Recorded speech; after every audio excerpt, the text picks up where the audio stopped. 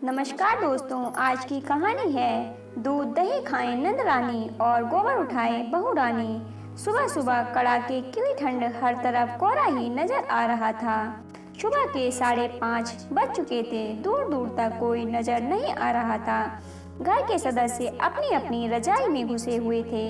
पर यह क्या, घर की बहू कांता घर के पीछे की तरफ बने हुए बाड़ी की सफाई कर रही थी। इतनी तेज ठंड के अंदर कांपते हुए हाथों से गाय का गोबर उठाती जा रही थी, साथ ही साथ मन ही मन कुड़ती जा रही थी।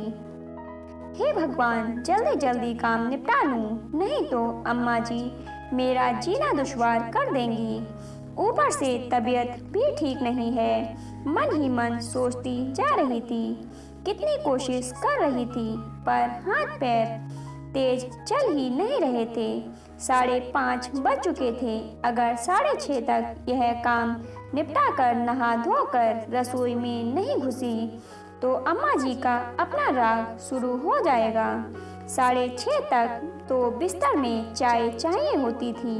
उसके पति माधव को भी तो इस समय जागना होता है। उसके बाद वही बिस्तर पर बैठकर फरमान जारी करते रहेंगे। 7:30 बजे तक माधव का टिफिन भी तैयार करना होता है। आखिर नौकरी के लिए रोज दूर शहर जाना पड़ता है। शादी को अभी 7 महीने ही हुए हैं। शादी से पहले कितना कुछ कहा था इन लोगों ने। बेटा शहर में नौकरी करता है, हमारे यहाँ तो नौकर हैं काम करने के लिए। गाय तक पाल रखी है, खूब दूध होता है। हम तो ताजी चीज ही खाते हैं। आराम से रहो, खाओ पियो, मस्त रहो। सोचा था कि शादी के बाद पति के साथ शहर में रहने को मिलेगा, पर हाय रे किस्मत। कितनी कोशिश की थी कि कमरा लेकर वही शहर में रह लेते, लेकिन अम्मा जी के आगे किसी की न चली। कहीं बहू बेटा शहर के हो गए तो लौट कर नहीं आएंगे। आखिर बेटे को ही रोज आना जाना करना पड़ता है।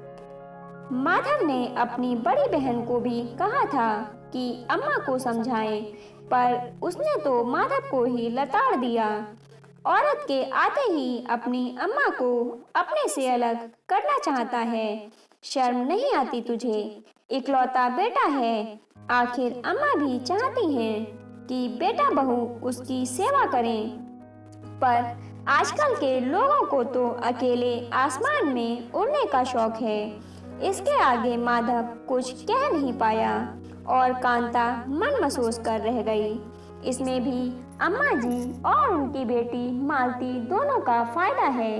यहाँ अम्मा जी को कोई काम नहीं करना पड़ता, बस बैठे बैठे ऑर्डर देती रहती हैं। वहाँ मालती के घर पर रोज फ्री का दूध दही पहुँच जाता है, तो उसे क्या परेशानी। ऊपर से 2-2 गाय और पाल रखी हैं। पहले तो नौकर लगा रखा था, पर अब कांता के आने के बाद उसे भी हटा दिया। अब तो अम्मा जी पीछे बाड़े में आकर देखती भी नहीं। अम्मा जी ने जितना शादी के पहले कहा था, उन सबके ढोल के पोल तो अब पता चल रहे थे। जैसे तैसे काम निपटा कर नहा धोकर कांता रसोई घर में चाय बना ही रही थी कि अम्मा जी की आवाज आई, अरे ओ महारानी, सो गई क्या? आज चाय मिलेगी कि नहीं? बस अम्मा जी ला रहे हैं, कहकर कांता ने चाय 2 कप में डाली और अम्मा जी को देने चली गई।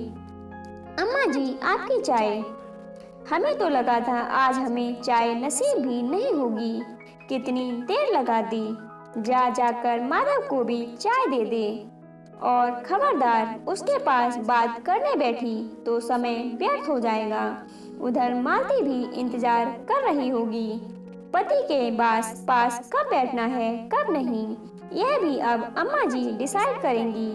मन ही मन कुड़ती हुई कांता माधव को चाय देने चली गई और फटाफट काम करने लगी। इतने में फिर अम्मा जी की आवाज आई, बहू बर्तनों को धोकर ही उनमें दूध डालना। मालती ने कहा है कि उसकी सास आने वाली है, बर्तन बिल्कुल साफ सुथरे होने चाहिए। हाँ, हम तो गंदगी में ही रहते हैं, कांता मन ही मन बड़बड़ाती हुई बोली। अम्मा जी, बर्तन तो रात को ही धो दिए थे। रात को बर्तन धो दिए थे तो क्या फिर से बर्तन धो ले, और सुन, सारा दूध डाल देना, और वह दही जमा रखा है वह भी अलग अलग डाल दे। दूसरी गाय बीमार होने के चक्कर में रोज एक ही गाय से दूध मिल रहा है। वहाँ शहर में तो कहाँ ताजी चीज खाने को मिलती होगी। उसे यह सुनकर के कांता के हाथ जहाँ काम कर रहे थे वहीं रुक गए। मन ही मन सोचने लगी, सारा दूध भेजने के लिए कह रही हैं, फिर तो घर में कुछ भी नहीं बचेगा, फिर मेरी तबीयत भी ठीक नहीं रहती। डॉक्टर तक ने मुझे दूध लेने को कहा है। इतना काम करने के बावजूद भी मुझे कुछ भी खाने पीने को नहीं मिलता। माधव और अम्मा जी तो अभी नाश्ते के साथ एक एक गिलास दूध का घटक लेंगे, पर मेरा क्या, मुझे तो चाय भी नहीं पीने देती हैं। कहती हैं कि चाय पीकर रसोई में काम करेगी तो रसोई झूठी हो जाएगी। आखिर हिम्मत करके अम्मा के पास गई तो देखा अम्मा जी मोबाइल पर बात कर रही थीं। कांता को दरवाजे पर खड़ा देखकर बोली, अरे तू अभी तक यहीं खड़ी है, जल्दी से दूध केतली में डाल। वहाँ मालती दूध का इंतजार कर रही है। देख, उसका फोन भी आ गया। आखिर हिम्मत कर कांता बोली, पर अम्मा जी सारा दूध भेज देंगे तो घर के लिए दूध नहीं बच पाएगा। अब क्या करना है दूध का? नाश्ते में सब दूध ले ही लेंगे और कोई मेहमान आए तो पड़ोस की दुकान से मोल ले आएंगे। पर अम्मा जी, मुझे बहुत कमजोरी हो रही है और आपको तो पता ही है कि डॉक्टर ने कहा था कि सुबह शाम एक गिलास दूध ले लिया करो। कुछ नहीं होता, शरीर को जैसा बनाओ वैसा बन जाता है। इसलिए काम चोरी छोड़कर के जरा जल्दी जल्दी हाथ पैर चलाओ ताकि शरीर मजबूत बने। और वैसे भी मेरी बच्ची के दूध पर नजर मत मार। भला कभी सुना है कि बहू को भी दोनों टाइम दूध पीने को मिलता है? अम्मा ने अपना मोबाइल स्पीकर पर चालू कर लिया। ले सुन मालती, आजकल की बहू के नखरे। अरे अम्मा, अपनी बहू से तो पूछ कि उसके मायके में दूध दही की नदियां बहती थीं क्या? अरे ससुराल में ऐशो आराम मिल रहा है तो सर पर चढ़कर नाच रही हैं। जरा संभाल कर रखना, महारानी की तरह जिंदगी जीने की आदत हो गई है उसे। कहकर मालती जोर जोर से हंसने लगी। कांता को अभी भी वहां खड़ा देखकर अम्मा जी बोली, अब भी कुछ सुनना है क्या? जाकर अपना काम कर। उस समय तो कांता ने कुछ नहीं कहा, चुपचाप रसोई में जाकर दूध दही केतली में डालकर दे दिए। लेकिन दिमाग में उसके बहुत कुछ चल रहा था। पूरे दिन का काम यूं ही चलता रहा। शाम को अम्मा अपनी आस पड़ोस की महिला मंडली के साथ बैठी पंचायती कर रही थी कि उस समय मालती का फोन आया। यह क्या है अम्मा, तुमने गाय मेरे घर क्यों भेज दी? कौन सी गाय? कैसी बात कर रही है तू? अरे वही गाय जो रामदीन काका मेरे घर के सामने बांध कर चले गए। अरे मैं तो घर पर नहीं थी, पीछे से मेरी सास मना करती रही, लेकिन रामदीन काका बोले अब मैं गाय लेकर कहाँ जाऊँगा? मुझे तो आज शहर अपनी बिटिया के घर ही रुकना है, इसलिए वह मेरे घर के बाहर बांध कर चले गए। माधव को भेजकर अभी के अभी गाय वापस लेकर जाओ। यहाँ पास पड़ोस में अच्छा खासा तमाशा हो गया है। ऊपर से मेरे ससुराल वाले भी नाराज हैं। मालती ने बोलकर फोन बंद कर दिया। इधर अम्मा उठकर बाड़ी की तरफ भागी। देखा तो गाय थी ही नहीं। कांता को आवाज देती, अम्मा जी घर में आई। गाय कहाँ गई? मालती जीजी के घर। तेरी हिम्मत कैसे हुई गाय को यहाँ से वहाँ भेजने की? उधर मालती को कितनी बातें सुननी पड़ रही हैं। अंदाजा भी है तुझे?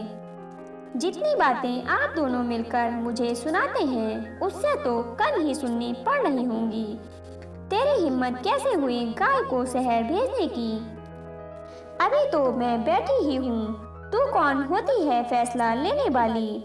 वह क्या है ना अम्मा जी, दूध दही खाए नंदरानी और गोबर उठाए बहू रानी, यह बात कुछ जच नहीं रही थी। इसलिए जब रामदीन काका आए और बोले, बिटिया शहर जा रहा हूँ टेम्पो लेकर, कोई सामान मालती के यहाँ भिजवाना हो तो बता दे।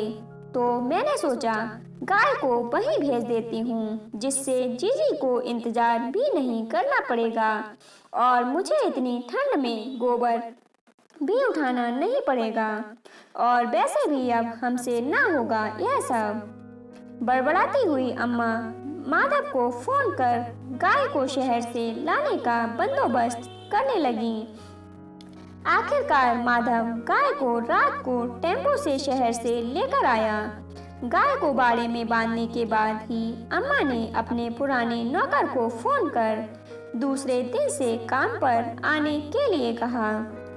इधर मालती की सास ने भी मालती को खूब डांट लगाई, लेकिन इस पूरे वाकये में एक फायदा तो हुआ कि अब अम्मा जी को यह समझ में आ गया था कि बहू अब चुप नहीं रहने वाली, इसलिए अब वह खाने पीने पर भी उसे टोकती नहीं थी और बेवजह के तानाकशी भी नहीं करती थी।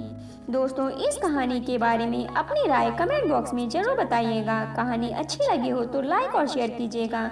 ऐसे ही अन्य कहानियों को सुनने के लिए चैनल को सब्सक्राइब कर लीजिएगा। कहानी को पूरा सुनने के लिए धन्यवाद दोस्तों।